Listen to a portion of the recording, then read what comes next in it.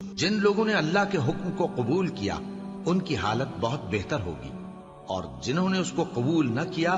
اگر روئے زمین کے سب خزانے ان کے اختیار میں ہوں تو وہ سب کے سب اور ان کے ساتھ اتنے ہی اور نجات کے بدلے میں صرف کر ڈالیں، مگر نجات کہاں؟ ایسے لوگوں کا حساب بھی برا ہوگا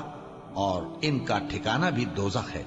اور وہ بری جگہ ہے۔ بھلا جو شخص یہ جانتا ہے کہ جو کچھ تمہارے پروردگار کی طرف سے تم پر نازل ہوا ہے حق ہے،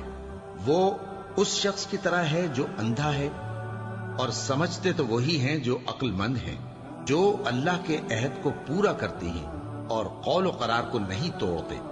اور جن رشتوں کے جوڑے رکھنے کا اللہ نے حکم دیا ان کو جوڑے رکھتے اور اپنے پروردگار سے ڈرتے رہتے اور برے حساب سے خوف رکھتے ہیں، اور جو اپنے پروردگار کی خوشنودی حاصل کرنے کے لیے مصائب پر صبر کرتے ہیں اور نماز پڑھتے ہیں